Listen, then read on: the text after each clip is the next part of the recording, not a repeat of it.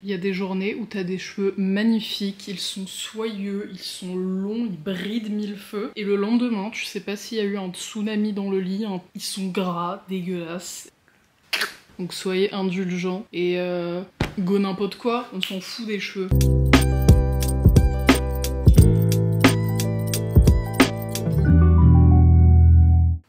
Bonjour à tous.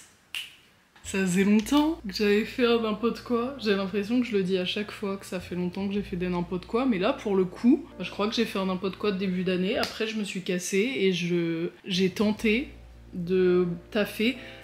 J'ai eu mon année et je passe en master. 5e année. Je passe en 5e année d'études à la rentrée. C'est trop bizarre. J'ai l'impression que j'ai repris mes études il y a vraiment 3 mois. J'abuse. Mais 5 ans, c'est passé vite. Cette vidéo arrive sûrement après ma vidéo 10 ans de ma chaîne YouTube, Samuel, tout ça. Je suis trop contente d'avoir publié cette vidéo. Je suis la plus heureuse, sincèrement, de tous les retours que j'ai eus. J'ai eu des retours de Arte France, Arte à suivre, Émilie Tronche, la société de production qui a fait Samuel. C'est fou. Je suis trop heureuse que cette vidéo ait autant pris, qu'elle ait autant plu. Vous pouvez pas imaginer à quel point c'est motivant et j'étais sur un petit nuage. Je le suis toujours hein, actuellement, mais vraiment le jour où je l'ai posté, une explosion dans mon cœur. La vidéo a été en tendance. C'est d'un motivant, je sais pas comment vous dire, je suis trop heureuse. Du coup, moment parfait dans un n'importe quoi pour vous annoncer à nouveau la sortie de mon podcast. Et oui, encore une youtubeuse qui se lance dans les podcasts. Je sais pas trop comment me défendre, à part vous dire que être créatrice de contenu sur les réseaux, c'est mon métier. Et les podcasts, c'est un peu un autre terrain de jeu que j'avais envie de tester. Et j'avais envie depuis un petit moment de vous susurrer des mots doux dans l'oreille. Le podcast, pour moi, ça réunit plein de points que j'aime. Dans une autre vie, j'aimerais être comédienne de doublage, j'adore la radio. Je suis pas quelqu'un qui est 100% à l'aise avec son image et je sais pas, le podcast, pour moi, ça réunissait tellement de facteurs positifs. Ça fait très longtemps que j'ai envie de lancer ce podcast, mais je me sentais absolument pas légitime et j'avais vraiment peur de rajouter une couche et de dire coucou, venez me réécouter là-bas. Donc vraiment, vous sentez pas obligé si vous me suivez ici et que vous aimez mes vidéos mais que vous aimez pas les podcasts. N'allez pas forcément là-bas. Hein. D'ailleurs, je savais même pas qu'on était rémunéré avec des podcasts. Je l'ai appris en faisant les démarches pour chercher un hébergeur qui m'a dit « D'ailleurs, tu peux toucher de l'argent comme ça, comme ça. » D'ailleurs, petite info, quand il y a une pub au début du podcast, la personne qui a enregistré est rémunérée. Quand il n'y a pas de pub au début, il n'y a pas de sous, hein. Ça marche un peu comme YouTube avec les pubs en début et à la fin des vidéos. Les podcasts, c'est comme ça. Donc si vous entendez qu'il n'y a pas de pub, no money. On est en plein été, bien qu'il fasse un temps affreux à Lyon. Il fait que pleuvoir tout le mois de juin, et là il commence à faire chaud. Donc je me permets, petite peu coup de carène, et on est parti. On va commencer par la catégorie dernier achat, vêtements, tout ça. Y a pas de vêtements. Si. Ah si, ma veste, il y a un seul vêtement. Et je vais vous le montrer en début de vidéo, comme ça après on sera bon. Je me suis fait comme cadeau cette veste Lacoste. Elle est splendide. Ça faisait une éternité que j'avais pas acheté chez Lacoste parce que la plupart de mes vêtements, en plus j'en ai beaucoup, mais provenaient de mon papa. Je lui ai piqué tous ses polos Lacoste, toutes ses chemises Lacoste. C'est que du XL, mais j'adore. Donc la plupart des trucs Lacoste que je portais, c'était de la seconde main du placard de mon papa. Et là, toute leur nouvelle collection, je suis trop fan avec Pierre Ninet, la com égérie. Ils ont fait des pièces magnifiques, dont cette veste. Vous savez qui c'est mon influence pour cette veste? C'est Sandy Jules. J'avais vu un réel de Sandy Jules et je m'étais dit waouh, il me la faut. Je me suis fait influencer par un influenceur. C'est comme ça dans le milieu. Ensuite, pas du tout dans la catégorie vêtements, mais dans la catégorie mobilier.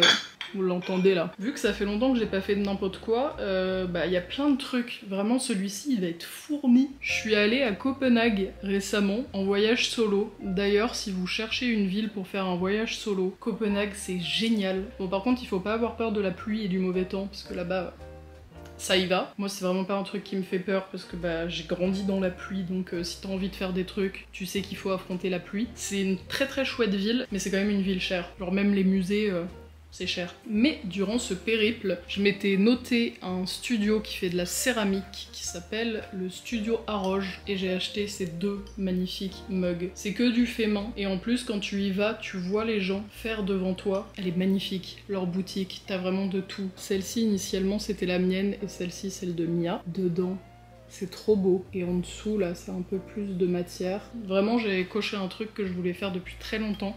Je suis trop contente. Elles coûtaient une couille, mais elles sont magnifiques. Petit aparté montage, j'avais dit à Copenhague, donc si cette tasse touche le sol un jour, je m'effondre. Eh bien, j'ai le plaisir de vous annoncer que pile après le tournage de ce n'importe quoi, j'en ai pété une. De Copenhague, mais j'en ai pété d'autres. Comme quoi, je me suis porté l'œil avec ce n'importe quoi, je sais pas, mais...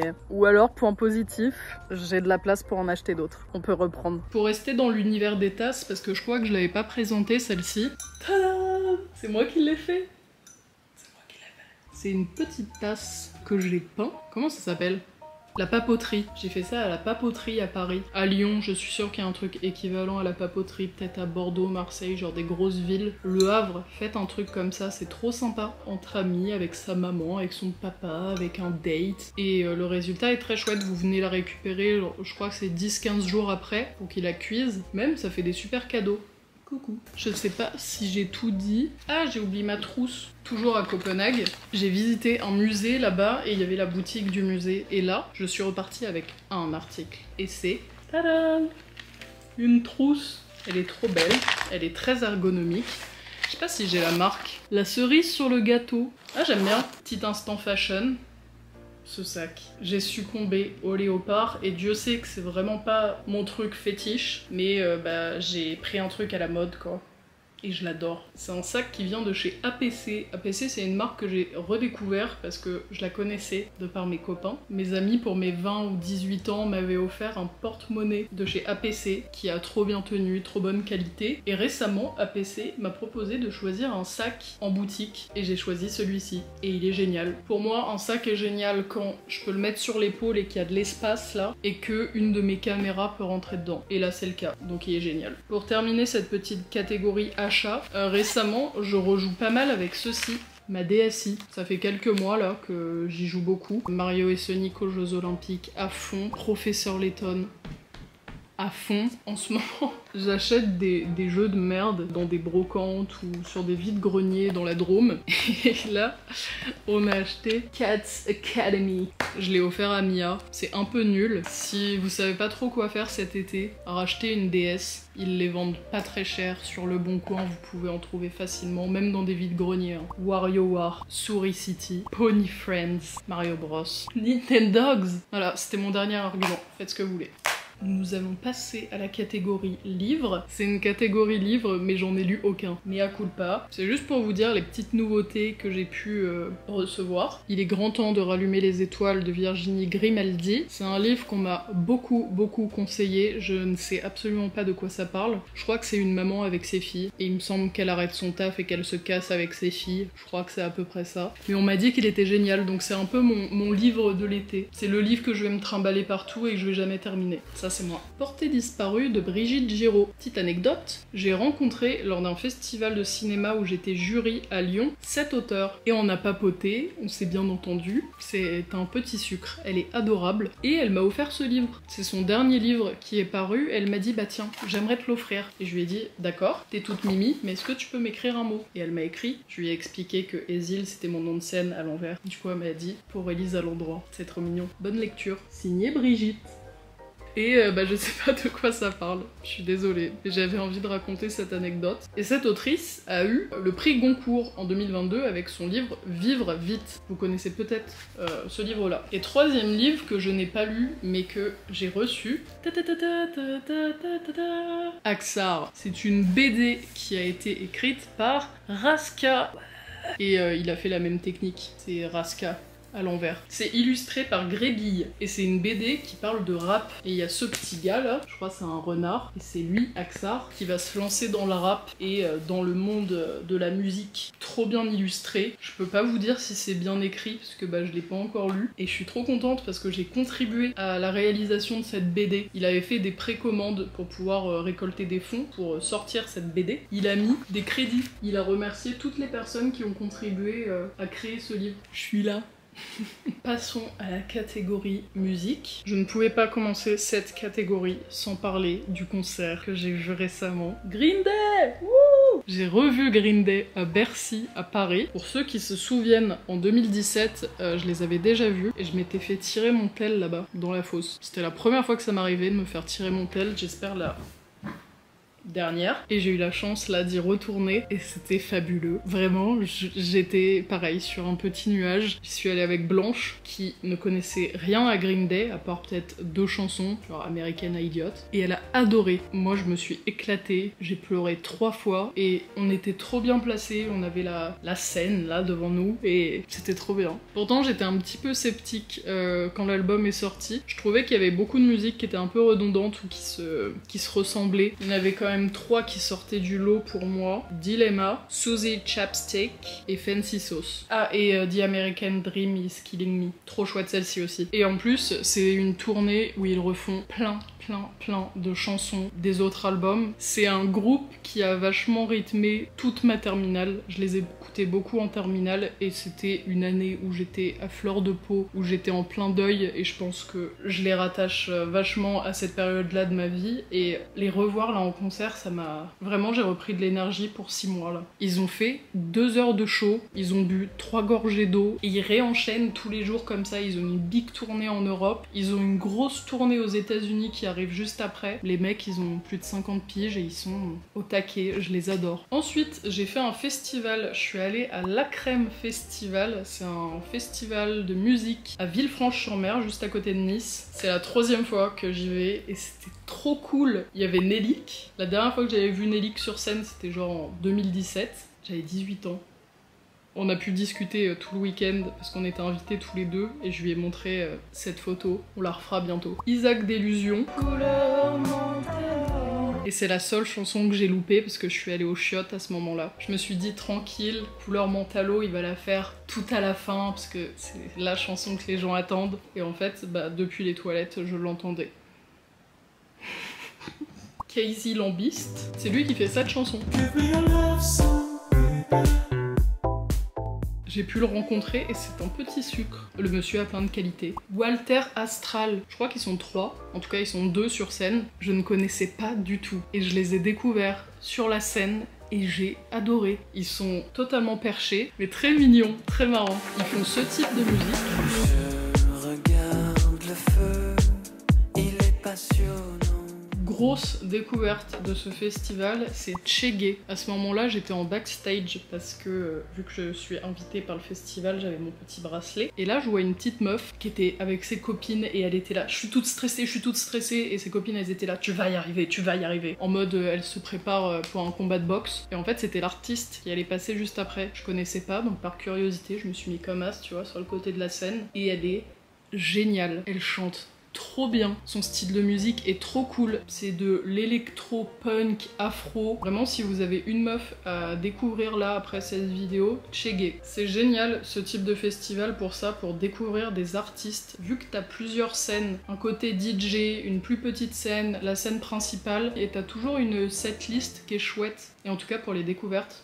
Catégorie exposition musée. À Copenhague, j'ai fait 2 musées. J'ai fait le SMK Museum et le Louisiana Museum. Le Louisiana Museum, c'est magnifique. C'est à 40 minutes du centre de Copenhague. Il faut prendre un train. C'est très bien desservi, il y en a plusieurs dans la journée. Tu arrives là-bas, c'est un peu au milieu de nulle part. T'as des arbres partout. C'est à la fois au milieu d'une forêt et tout près de la mer. J'ai vu plein d'œuvres superbes. J'ai découvert pas mal d'artistes. Je me rappelle, j'avais fait un petit goûter là-bas. C'était trop sympa. Et vu que j'étais solo, bah tu peux prendre ton temps dans les pièces, tu peux prendre ton temps pour discuter avec des gens, regarder les œuvres. J'ai adoré ce moment. Ensuite le SMK Museum, alors lui pour le coup il est en plein cœur de Copenhague et il est très grand. Il y avait une expo de Giacometti, qui est un sculpteur, peintre que j'aime beaucoup, dont la mamie de Mia est fan. Je lui avais envoyé plein de photos quand j'étais là-bas. Il y avait aussi toute une partie sur des peintres français et il y avait du Matisse. La boutique est très sympa elle aussi et il y a un café, il y a le café SMK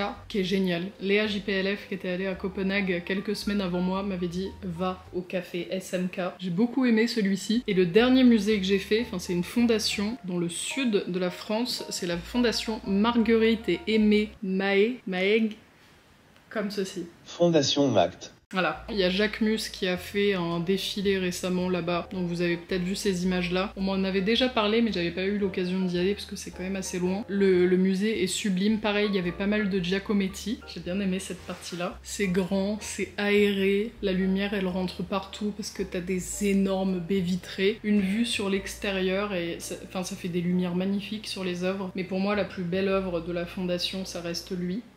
C'est un petit chat, j'ai oublié son nom, mais qui était rejeté des autres chats autour, et du coup la fondation l'a presque adopté, parce qu'il vient se réfugier ici et il lui donne à manger, enfin c'est leur... Il vit là, il vit à la fondation, il fait partie des œuvres maintenant. On va passer à la catégorie film, série, et ça va être la catégorie la plus longue de ce n'importe quoi, parce que j'ai vu pas mal de films. Et je vais commencer cette catégorie en vous parlant d'un festival de cinéma à Lyon, où j'étais jury cette année. J'ai été jury pour le festival national du film scolaire. Sylvain, un instituteur qui a créé ce festival qui consiste à mettre les enfants en avant. C'est les enfants du CP jusqu'à la terminale qui réalisent des films. C'est une trop belle initiative et cette année le thème c'était le sport et j'ai été jury. J'ai remis un prix avec Nelson Montfort. Je trouve cette anecdote très marrante, je l'ai évidemment dit à mon père directement quand je suis sortie. C'était une trop belle expérience et j'ai rencontré des personnes formidables. Je pense à Rebecca, je pense à Manon, je pense à Bernard, je pense à Brigitte. Et en plus c'était à Lyon. Que demande le peuple. Ensuite, concernant les films que j'ai vus, un petit truc en plus de Artus. Je suis allée le voir toute seule au cinéma et j'ai rigolé. J'ai trouvé l'histoire très drôle, les personnages, enfin les acteurs très touchants. Et en vrai, le scénario est très drôle, c'était pas gênant. Et c'est fait avec tellement de douceur pour ces acteurs que j'ai trouvé le film très léger, c'est agréable à regarder. Si vous l'avez pas vu, vraiment... foncez-y. Récemment, j'ai vu le film Close. Je pensais que j'en avais déjà parlé dans un n'importe quoi, mais apparemment non. J'ai énormément pleuré. C'est une histoire d'amour, d'amitié entre deux enfants. Le jugement des autres dans l'école va amener à beaucoup de tristesse. C'est un film de Lucas Dont. D'ailleurs, petite anecdote, peut-être que vous êtes déjà au courant si vous avez vu le film, mais le réalisateur, Lucas, prenait le train et il a vu ce jeune qui était assis juste à côté. Il l'a regardé tout le long du train et il s'est dit putain, il correspond trop bien à mon personnage. Et il est allé voir cet enfant, il lui a dit bonjour, est-ce que t'es acteur? Et l'enfant a dit bah non, pas du tout. Il lui a dit bah si t'es intéressé, je sais pas, contacte-moi, mais tu corresponds totalement au personnage que j'ai écrit pour mon film et j'aimerais que tu joues ce personnage. Et c'est comme ça que cet enfant est devenu acteur et aujourd'hui il est même égérie pour des marques. Enfin, son effet papillon est dingue. Et esthétiquement, le film est sublime. C'est un trop beau film que je vous conseille à fond. Gros trigger warning parce que c'est lourd. J'ai vu le film Pupille de Jeanne Herry avec Sandrine Kimberlin, Gilles Lelouch, enfin il y a du très beau monde. C'est un film français qui traite des enfants pupilles. Les enfants qui sont à l'adoption, il me semble, ou qui sont accouchés sous X et qui sont à l'adoption. Et on suit deux parcours en simultané, à la fois celui d'une maman qui va accoucher sous X et celui d'une femme qui cherche à adopter un enfant seule. Et aussi le parcours de famille d'accueil qui est joué par Gilles Lelouch en attendant que ce bébé soit adopté. C'est un film que j'ai trouvé très touchant, très beau, c'est très bien réalisé. J'aime bien les dialogues, c'est un film à la française donc t'as un petit peu d'humour, d'histoire d'amour en plein milieu. Et à côté de ça, un truc un peu plus lourd et tu t'ennuies pas. T'as tellement de trucs en simultané que ça s'enchaîne bien. Et j'aime bien le cinéma de Jeanne Herry. D'ailleurs, deuxième film, j'ai vu Je verrai toujours vos visages, toujours de Jeanne Herry. Et là au niveau casting, pareil, il y a du Gilles Lelouch, Adèle Exarchopoulos, Leila Bekti, Fred Testo, Raphaël Quenard. Il y a un beau petit package dans ce film. Je crois que celui-ci a fait un peu plus parler de lui que Pupille. Et c'est un film où on assiste au dialogue entre auteurs d'infractions, des condamnés en prison et des victimes. C'est une sorte de tour de table qui est encadré, sécurisé, et où des victimes vont pouvoir dire à ces auteurs ce que elles ont ressenti quand un mec s'est introduit dans leur appartement et leur a braqué un gun sur la tempe pour pouvoir récupérer la thune qu'il y avait dans l'appart. Et les auteurs d'infractions, eux, dire pourquoi ils ont fait ce type d'infraction, qu'est-ce qui les a poussés à faire ça. Et au début, on ressent la gêne, les victimes, elles ont de la rage, enfin, elles leur en balancent plein la gueule. Et puis au fur et à mesure des tables rondes, bah ça devient un peu plus léger, le dialogue s'ouvre. À la fin, enfin, ils ont même hâte de venir au groupe de parole et de discuter avec les détenus et de s'entretenir, quoi, tous ensemble. Vu que tu suis plusieurs parcours, ça allège un petit peu le truc, t'as un petit peu d'humour au milieu d'un truc plus lourd. On nous fait un bon petit mix. Je crois que c'est le cinéma de Jeanne Herry, hein. Je connaissais pas du tout avant cette réalisatrice, et il me semble que c'est un petit peu sa manière de fonctionner. J'aime vraiment bien ce qu'elle fait. Tiens, je parlais de Raphaël Quenard, j'ai vu aussi Yannick, de Quentin Dupieux. Je m'attendais pas à quelque chose en particulier et j'ai beaucoup aimé. J'ai trouvé ça très drôle. C'est un peu loufoque, hein. Enfin, c'est du Quentin Dupieux. L'histoire, c'est un mec qui est interprété par Raphaël Quenard qui va à une pièce de théâtre. Dans cette pièce de théâtre d'ailleurs, il y a Blanche Gardin, Pio Marmaille. J'adore Pio Marmaille. Et Raphaël Quenard va au milieu de la pièce interrompre le truc et dire bah non, moi je voyais pas ça comme ça. Il va les menacer un peu et refaire la pièce à sa manière. J'aime bien comment c'est amené, c'est marrant. C'est un film qui dure pas très longtemps, qui se regarde facilement. Moi j'ai bien aimé. Et nous allons passer à la dernière catégorie de ce n'importe quoi, qui est la catégorie contes à découvrir. Les personnes que j'ai découvertes récemment et que je vous recommande, et c'est 3 meufs. Pauline Charby. C'est une meuf en vrai que je suis depuis un petit moment, mais j'en avais jamais parlé dans un n'importe quoi. Et j'ai eu la chance de la rencontrer et de passer 3 jours avec elle dans le sud, au festival La Crème. Et ce festival la décrit. C'est une petite crème. C'est une meuf qui est, dans la vraie vie, adorable, qui correspond totalement à ce qu'elle propose sur ses réseaux. Et elle propose un contenu qui est très coloré. Elle parle... elle faisait des TikTok, je crois, de base, et elle est pas mal sur Insta aussi maintenant. Et elle papote, elle présente ses coups de cœur mode, skincare. C'est un contenu qui est lifestyle, mais vraiment avec sa patte. Pauline Charby, si vous ne connaissez pas.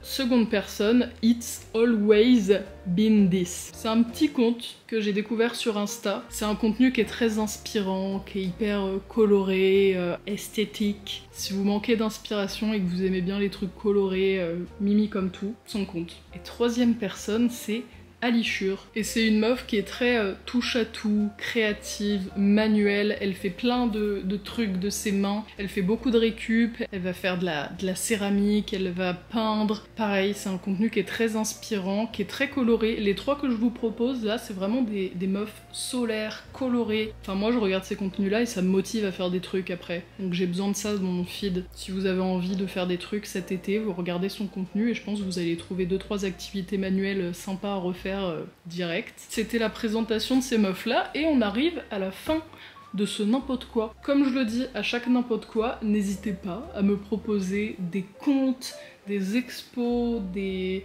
artistes à aller écouter, regarder, des chaînes YouTube aussi, je suis très preneuse. J'espère que ce n'importe quoi d'été vous aura plu, je suis très contente d'être revenue avec lui. N'hésitez pas à aller écouter le N'importcast sur toutes les plateformes de streaming. Je suis trop contente d'avoir lancé ce podcast, j'espère vraiment que ça vous plaira. Et je vous fais des bisous et je vous dis à bientôt pour une prochaine vidéo.